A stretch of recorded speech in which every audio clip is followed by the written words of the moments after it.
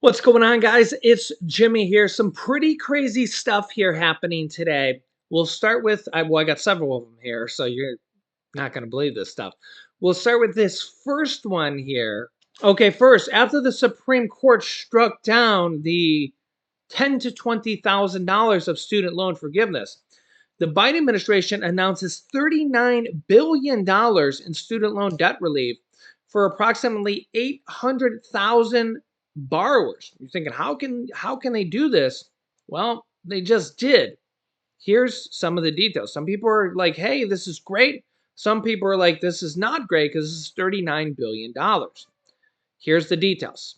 Breaking news from the White House this morning. The Biden administration has announced that it is automatically forgiving $39 billion in federal student loan debt for thousands of borrowers. NBC News senior White House correspondent Kelly O'Donnell joins us with this breaking story. So, Kelly, this news comes about 2 weeks after the Supreme Court rejected President Biden's debt relief plan that would have forgiven up to $20,000 in student loans for more than 40 million people who have been impacted by that. So what do we know about this new announcement from the Biden administration?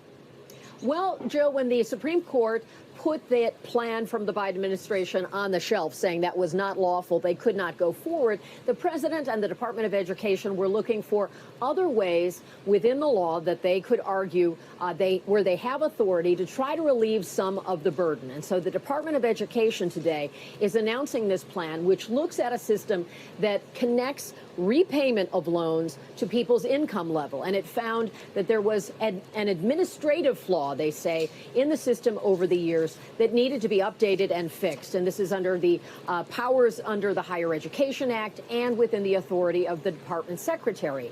And so what they've been able to do is grant this loan forgiveness for those people who qualify under this program, and it's a considerable number, and it is much smaller than the sweeping plan they talked about, but it's one of the tools that the administration and the president have said they would be trying to deploy, looking for ways within the law, within the system, to provide relief. And so they argued that there were credits that those borrowers who've been paying back their loans over years were not properly given. And under the law, those who had paid their loans over a sweeping period of 20 to 25 years were supposed to have forgiveness. And the math on that had not been kept up to date. And so this is part of trying to make this administrative fix. And the result will be giving a reduced burden of debt and a real windfall for those who qualify. Not a full piece, as the president hoped, but a step in the direction of providing relief for student borrowers. Joe? Kelly, we want to ask you another story about that building behind you there. A major development in a story we've been following. The Secret Service announcing they've closed their investigation into the cocaine that was found at the White House. What are they saying? What's the reaction?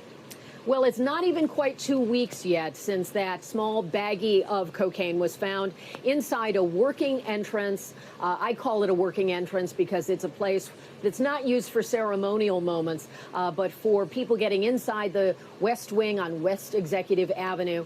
And there are cubbies there where people who are not able to take their cell phone to certain secure areas, and that can include visitors and other personnel, where they place those things. It also is a place where visitors who are coming through on guided tours by staff, not public tours, but sort of VIP tours, they know someone who works for the administration coming in, they could also use that area. So what the Secret Service found is that they, in doing tests, forensic tests on the baggie, they could not find evidence to connect to a list of 500 people that they believe had access to that entrance in the days leading up to the discovery. So the case is closed, and they do not have an answer. Yeah, you can let me know your thoughts on that in the comments. We also have here now approved the first over-the-counter birth control.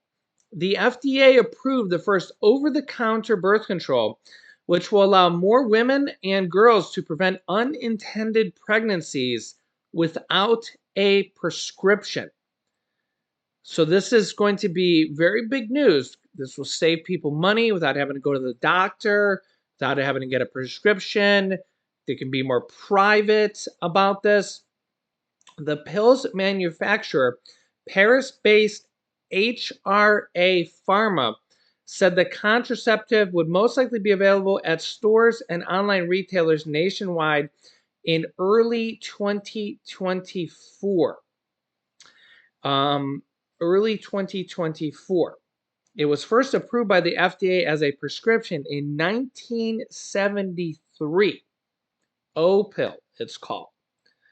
O-pill, which contains a hormone called progestin and is taken daily. And there will be no age restrictions on sales of the daily pill.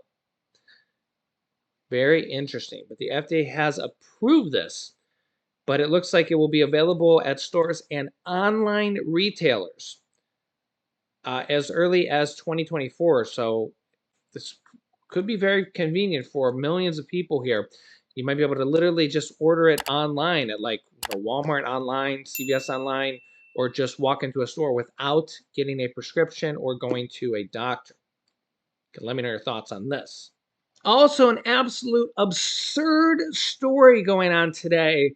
This is making an absolute crazy ripple effect here. Italians in Italy outraged after a court clears a man of groping a teen and basically sexual abuse because the judge said the contact was under 10 seconds.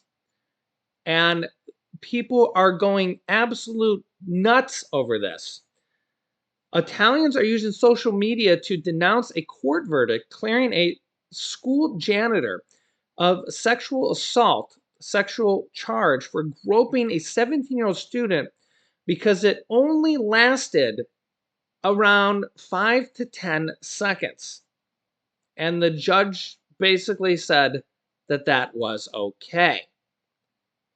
This is absolutely unbelievable.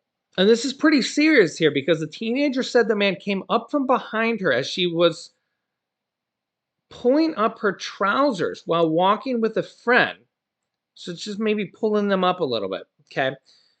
In a Rome high school and he slipped his hand beneath her underpants, according to court documents. Pulling on her undergarments, he then lifted her slightly in the air. He admitted to groping her in the incident, but claimed it was a joke.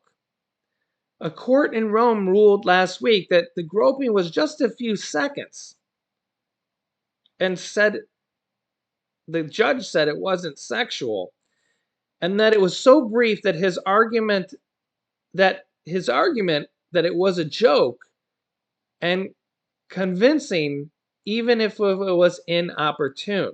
Influencers in Italy are going and taking to social media like TikTok, YouTube, etc., and are going and making videos where they touch themselves for 10 seconds and saying, if this isn't a problem, I don't know what is. Multiple influencers online are doing the same type of videos where they do it for up to 10 seconds and saying, if this isn't a significant problem, what is? Saying, quote, even if she is heartened by knowing that the judge's decision is seen by many as an injustice, this kind of verdict is unacceptable. It makes us go backwards, and we cannot allow that. Yeah, this is, you guys can let me know your thoughts on this, but I don't know how the judge could use that type of language and say, well, it was inappropriate, but because it was less than 10 seconds, we deem it okay. You know, some of these judges are just way out of touch with reality. Yeah. And this is all over the place. Italian uproar over judge's 10-second groping rule. So what, people can just go around groping others for 10 seconds? They can say, hey, I got 10 seconds of allowance. I can go around groping you for 9 seconds. That's allowed. Unbelievable. The other problem here with this is this. Two things. Quote, the janitor took me from behind without saying anything. Then he put his hands down my pants and in my panties. He groped my butt. Then he pulled me up so much that my private parts hurt. This, at least for me, is not a joke. Recent figures from the EU's Fundamental Rights Agency suggested that 70% of Italian women who had suffered harassment between 2016 and 2021 did not report the incident. They will feel that reporting abuse is just not worth it because it is important, because silence protects the aggressors. And this is coming from a man. I think this is absolutely absurd. You can let me know your thoughts here in the comments, but part of my job, or part of my just, not even my job, but just part of my thought process is to get you guys to think about issues like this around the world. It's not like we don't have the same issue here in America or anywhere in the world. These are the problems that we're facing here today. Remember that, the next woman could be your mom, your daughter, your sister, your girlfriend. We need to protect the women in our society today. So let me know your thoughts. If you haven't yet, subscribe down below. Click the bell icon. It's completely free to do so. New videos come out here on our YouTube channel every day at 10 a.m., 3 p.m., and 8 p.m. Eastern Standard Time. Thank you so much for liking and sharing these videos. Click here to see the Fed's warning about the next Great Depression, or what the dollar store just did has millions of people shocked. So click on one of those videos next. Thanks for watching, guys, and I'll see you in the next video.